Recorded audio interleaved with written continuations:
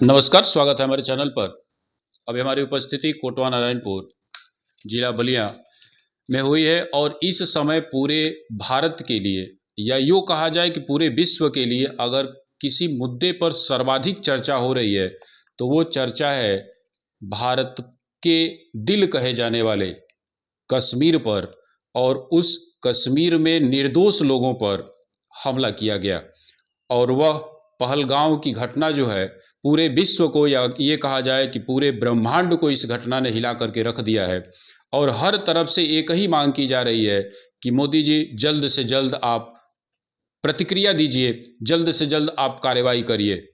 लेकिन वास्तव में जब हम अपने घरों में बैठ करके सोशल मीडिया पर या किसी भी प्लेटफॉर्म पे जब हम कमेंट करते हैं कि मोदी जी जल्दी से कार्रवाई क्यों नहीं कर रहे हैं या क्यों नहीं किया जा रहा है सरकार के द्वारा कोई भी कार्रवाई पाकिस्तान के ऊपर, तो क्या वास्तव में वो संभव है? इसी चीज़ को हम समझने के लिए एक पूर्व रिटायर्ड ऑफिसर, जो कि आप सेना में सेवा भी दे चुके हैं और आपने करगिल के युद्ध में भी भाग लिया था, और आप उन परिस्थितियों को अच्छे से समझ रहे होंगे कि कैसे सेना जो है वो हमला करती है या कैसे सेना जो है अपने देश की सीमाओं को रक्षा करती है। सबसे पहले हमारे चैनल पे आपका स्वागत है। परिचय बताइएगा और फिर हमारे प्रश्न का आप उत्तर दीजिएगा।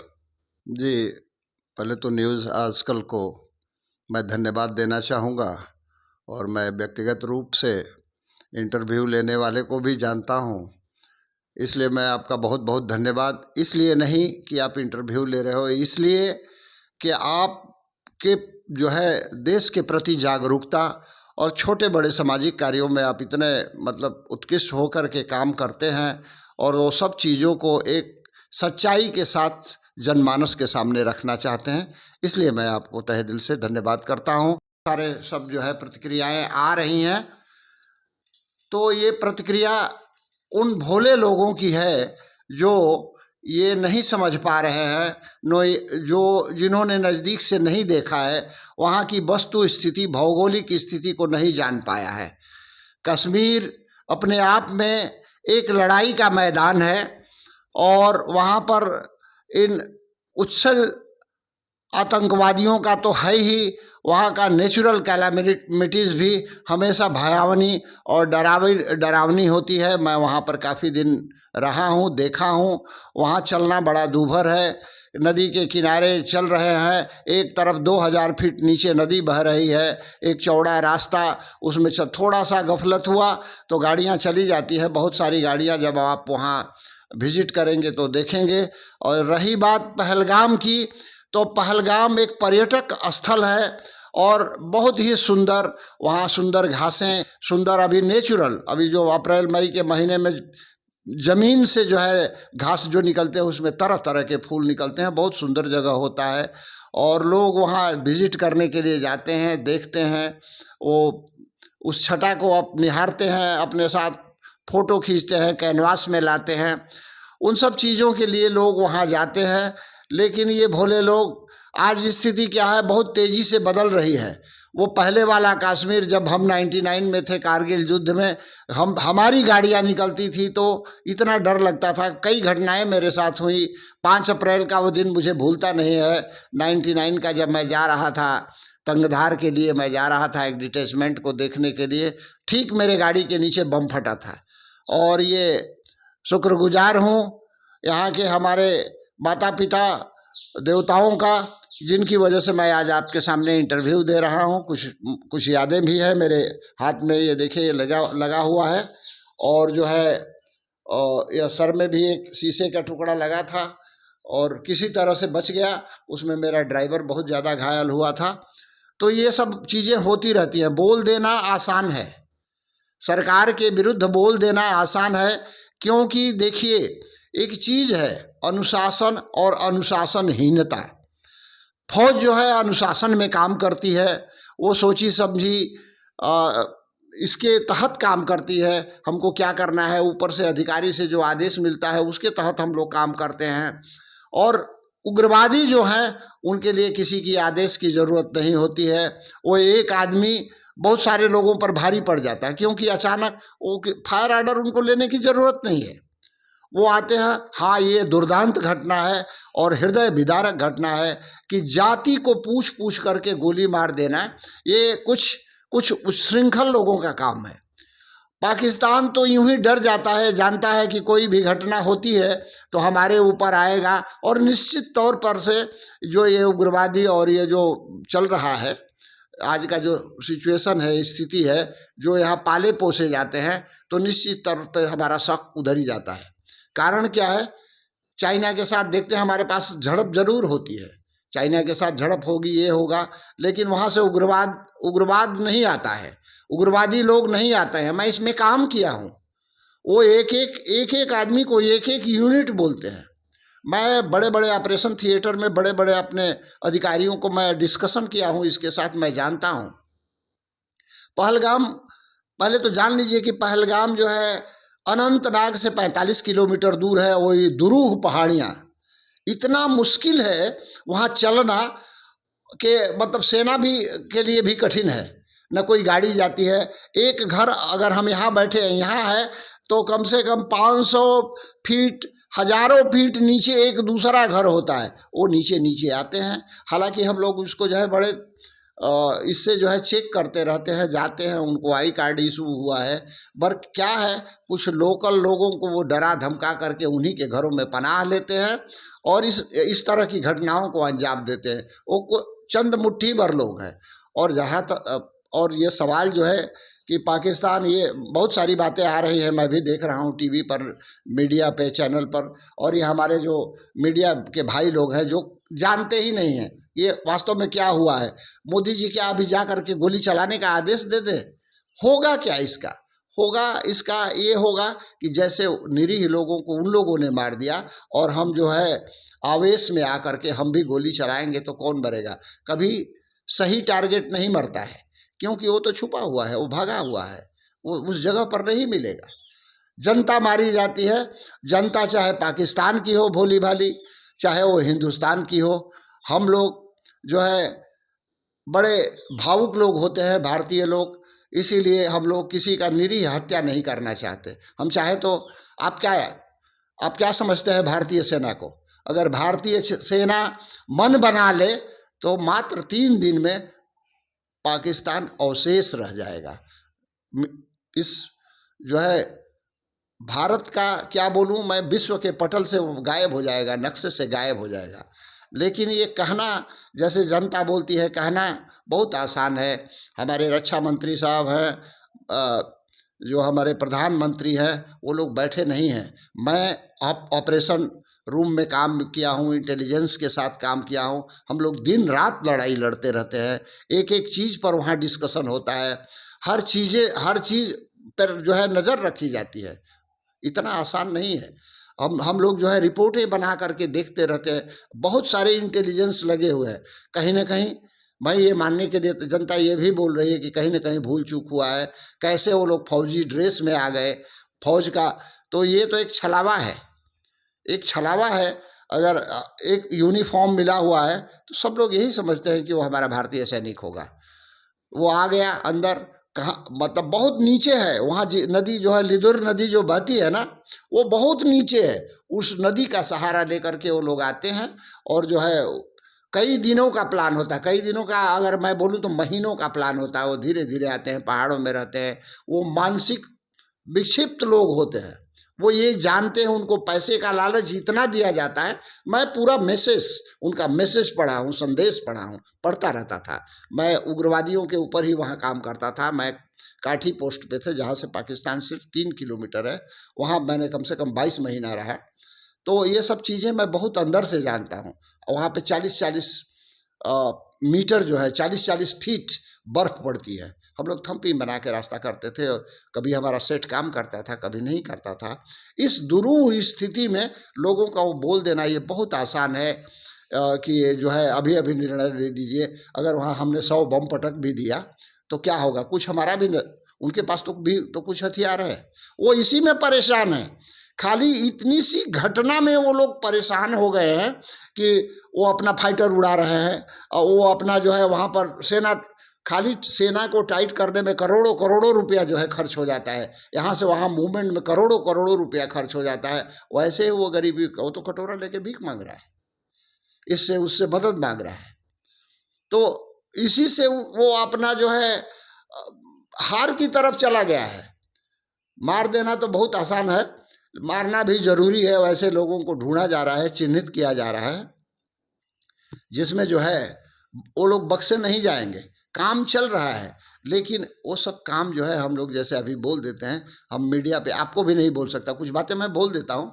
मैं इंटेलिजेंस में काम जो नहीं बोलना चाहिए, वो इंटेलिजेंस में जो है वो सारा काम चल रहा है। लोग रातों दिन काम कर रहे हैं, मैं वहाँ रह के देखा हूँ।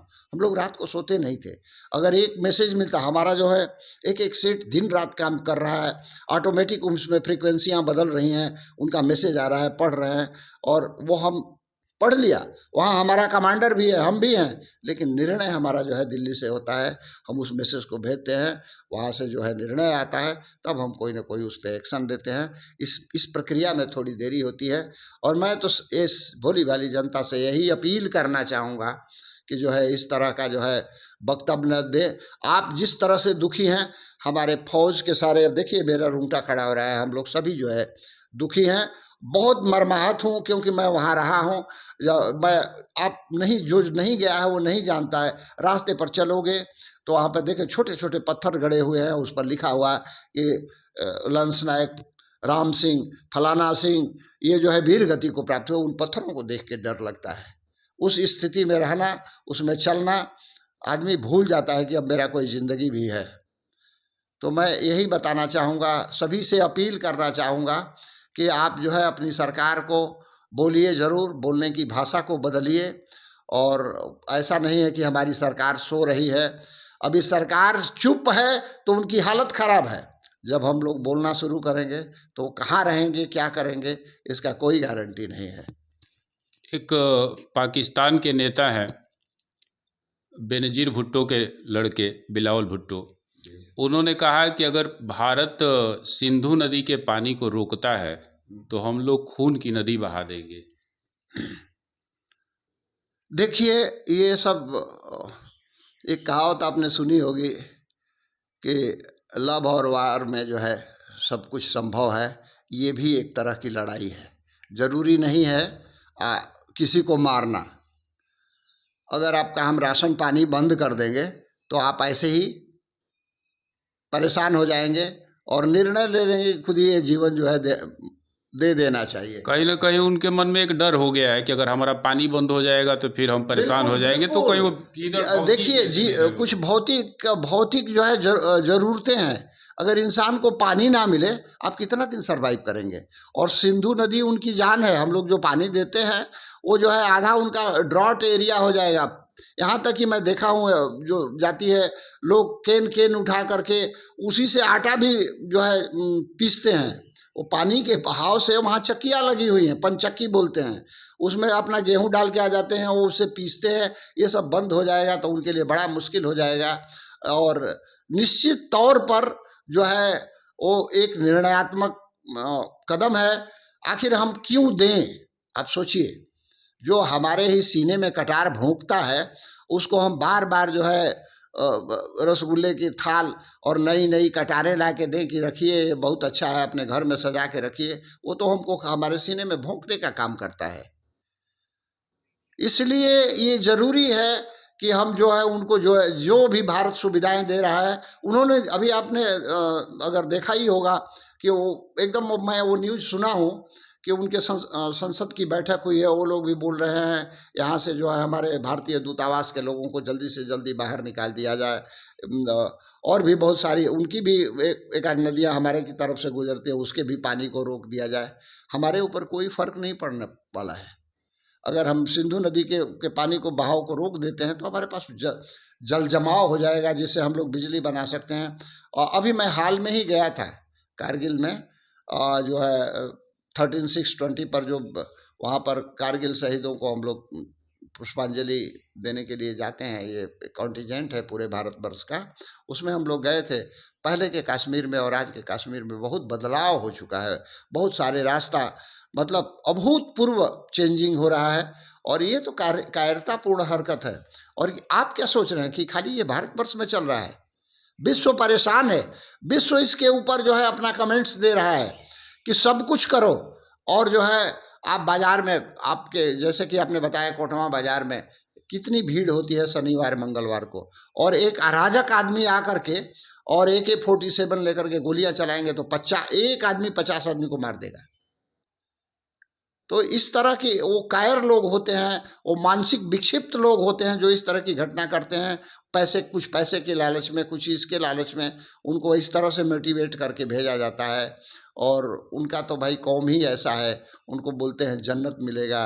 ये बाकी जो है, मैं अभी बिरादरी पर नहीं जाना चाहता हूँ। जातिवाद की बात बोलूँगा तो लोग बोलेंगे कि ये भड़काने वाला भाषण है। मैं देखा है, मैंने सुना है, रहा है, देखा है जी।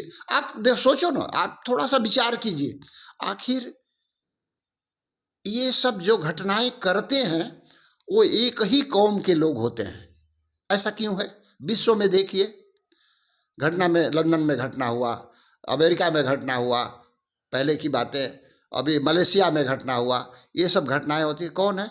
तो ये है मतलब एक ही कौम के, एक पार्टिकुलर कौम के लोग ही पकड़े जाते हैं और करते हैं। आखिर इनकी मानसिकता क्या है? क्या है? आज चाइना ने इनको फिट कर दिया है। चाइना में भी चारों तरफ बिखरे हुए थे, उनको एक जगह एरिया कर दिया है, इससे बाहर नहीं निकलना है। वो सब निर्णय हमको लेना पड़ेगा। अभी हाल ही में देखे, एक कितनी अच्छी बात है, वक्फ बोर्ड का निर्णय लिया गया। ये क्या मोदी जी, चाहे राजनाथ सिंह जी, या जो हमारे राष्ट्रपति द्रौपदी मुर्मू जी हैं, क्या अपने लिए किए? अपने लिए किए? जनता के लिए किए? आखिर क्यों इतनी लाखों अगर मैं अतिशयोक्ति ना बोलूं तो करोड़ों जो है बीघा ज़मीनें जो है इनके अंडर में आ गई हैं, और उसका कोई लाभ नहीं है, गरीब लोगों को लाभ नहीं मिलता है। अगर उसको लेकर के सामाजिक बना दिया जाता है तो इसमें बुराई क्या है भाई? अगर यहाँ पर एक मार्केट बन जाता है, यहाँ पर एक अच्छा तालाब बन जाता है, एक हॉस्पिटल बन जाता है, यूनिवर्सिटी बन जाता है, तो क्या वो किसी व्यक्तिगत के लिए है? कश्मीर की लड़ाई में आप थे उस समय जी। तो अगर मान लीजिए ईश्वर न करे फिर से लड़ाई लगती है तो कितना नुकसान होगा? देखिए, आप तो देखे होंगे, बहुत मतलब हम लोग भी बहुत दिन से अभी अपने हमारा तो जन्म स्थान ही देहात से हुआ है, गाँवों से हुआ है। लड़ाई हमेशा नुकसानदेह होती है, और बहुत, अगर इस बार लड़ाई हो गई तो पाकिस्तान मिट जाएगा और हम लोग भी कम से कम 50 साल पीछे चले जाएंगे। जो विकास की गति हमारा देश आज पकड़ा हुआ है, विकास के राह पर जब हम चल रहे हैं, तो बहुत सारी चीज़ें, मान लीजिए अगर एक ब्रिज के ऊपर एक बम गिर जाता है और वो ब्रिज टूट जाता है, तो क्या क्षति नहीं है देश का? आवागमन बंद हो जाएगा, तो किसका नुकसान हुआ? जनता का नुकसान हुआ। फिर उसमें दोबारा पैसा लगेगा उसको। आज देख लीजिए यूक्रेन और रसिया की हालत क्या। ज़रूर मैं मानता हूं कि रसिया मजबूत है, काफ़ी दबंग है, यूक्रेन की हालत ख़राब हो गई है, यूक्रेन के सारे शहर तकरीबन तबाह हो गए हैं, तो क्या रसिया सुरक्षित है? रसिया में बहुत सारी चीज़ है, उसके फाइटर, उसके रसिया के कई हजार जवान मारे गए हैं बिना मतलब के। अगर ये लड़ाई ना होती, उसी तरह से आप देखिए इजराइल का इसका चल रहा है। तो लड़ाई जो है कभी भी, सेना में रहते हुए बोल रही, तो हम लोग मजबूरी होती है, देश के लिए हम लोग जाते हैं, और देश के शान पे कोई बात आती है तब उस समय वो खाली देश दिखता है। क्योंकि जनता तभी सुरक्षित रह सकती है, ये जान लीजिए, मैं एक बहुत सूत्र बोल रहा हूँ, जनता तभी आराम से देश में रह सकती है जब देश का मालिक मजबूत हो, देश का निर्णय लेने वाला मजबूत हो, और देश के सैनिक मजबूत हों। तभी जो है इसमें हम लोग आराम से रह सकते हैं और आराम से जी सकते हैं। आज यहाँ पर लड़ाई लग जाएगी, भगदड़ मच जाएगा। क्या आपके खेत, गेहूं का खेत, फसल कट रहा है, उसमें एक बम गिरेगा तो हजारों बीघा जल जाएगा, खाएंगे क्या? तो लड़ाई कैसे अच्छी होगी? हमेशा, लेकिन जीता वही है। एक है ना, हमारे संस्कृति में कहा होता है कि वीर भोग्या वसुंधरा, वीरता के साथ नहीं रहेंगे, हथियार के साथ नहीं रहेंगे हम, तो जो है ना, हमको सब लोग कमज़ोर। वही हुआ था हमारा जब भारत गुलाम हुआ था, उस समय हम लोग जो है नहीं, आज हम लोगों ने सोचना शुरू कर दिया है कि आँख दिखाओगे तो भाई हम छोड़ेंगे नहीं। हम लोग तो बूढ़े हो चुके हैं, पर ज़रूरत पड़ी देश के लिए तो आज भी जाने के लिए हम तैयार हैं, सच कह रहा हूँ। और इस तरह से हमारा सैनिक संगठन इस देश में बहुत काम कर रहा है। लोग समझते नहीं हैं।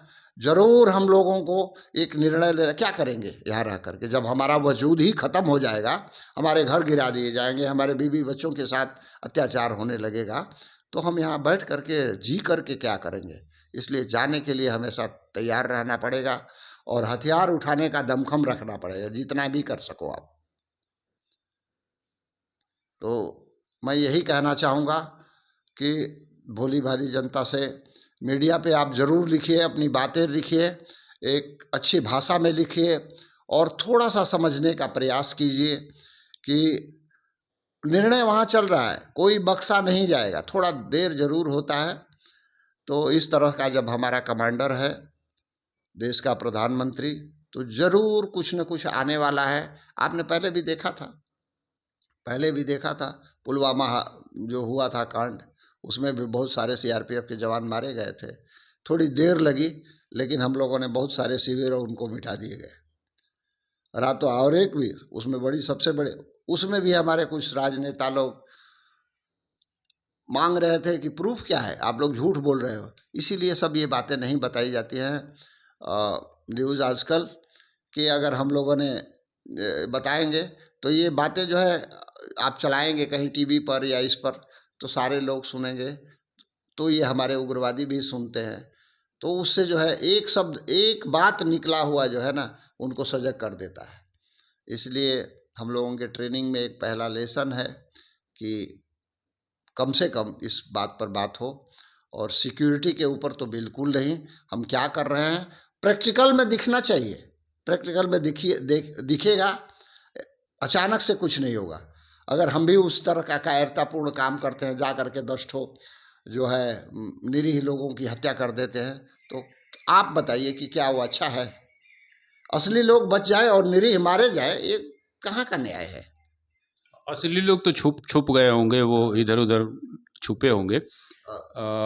अपना एक बार परिचय ज़रा बता दीजिए, किस रैंक तक आप गए थे और कहाँ से रिटायर हुए? और देखिए, मैं आप न्यूज़ आजकल को जो सूबेदार मेजर पीएन राय, मैं सिग्नल में था, और सिग्नल में मेरा काम ही ये था, इंटेलिजेंस डिपार्टमेंट में था, और हमेशा हमको बॉर्डर में जाना पड़ता था। वहाँ से इंटेलिजेंस खुफिया बातें कलेक्ट करके अपने पीछे कमांडर, वार प्लान इसी पर बनता है। जिसका जासूसी तंत्र जितना अच्छा होता है, उतना ही वो विजय के नज़दीक होता है। तो हमारा कोर ऑफ सिग्नल्स यही काम करता है, इसी में मैं था। हालांकि मैं आपको एक चीज़ और बता दूं, मैं स्पोर्ट्स से भी रिलेटेड था, और मैं तीनों सेना में, आर्मी, एयरफोर्स और नेवी की टीमों का भी मैं नेतृत्व कर चुका हूं, और सर्विसेज की टीम का कोच भी रहा हूं। ऑल इंडिया आर्मी टीम का 18 साल तक कोच रहा। लेकिन जब ज़रूरत पड़ी देश को, तो हमने जाके कारगिल में भी 2-2.5 साल जो है वहाँ सेवा दिया। अचानक से मुझे जाना पड़ा था, और वहाँ पर जा कर के मैं रहा, और अब गया तो पीछे मुड़ के नहीं देखा। वहाँ से पाकिस्तान के नज़दीक एक काठी पोस्ट है, उस पर गया, तंगधार गया, तो मैं चलता ही रहता था। मैं और ये समझ लिया था कि हो सकता है कि मैं तो बड़े आराम से ज़िंदगी कट रही थी, तो शायद प्रभु को यही मंजूर है, बोल करके मैं वहाँ चला गया था। मैं जैसा कि मैंने बताया कि मेरे गाड़ी के नीचे आईडी फट गया था, मैं पट्टन जा रहा था, तंगधार जा रहा था। पट्टन में एक ठो ब्रिज है, जैसे मेरी गाड़ी ब्रिज पे चढ़ी और ब्लास्ट हुआ, और उसमें से मैं बच गया, ताकि मैं आपको इंटरव्यू दे सकूं। और इस गांव में तो आप देखते रहते हैं, बहुत सारे, मैं सामाजिक कार्यों में भी लिप्त रहता हूं, और चाहता हूं कि जहाँ भी हैं हम लोग कुछ न कुछ करते रहें, लोगों, दिशा विहीन लोगों को दिशा देते रहें। यही मेरी मंशा है, क्योंकि हमने ज़िंदगी देख लिया है, बड़ा नीचे तक, मैंने कब्र में मेरा पैर लटक गया था, फिर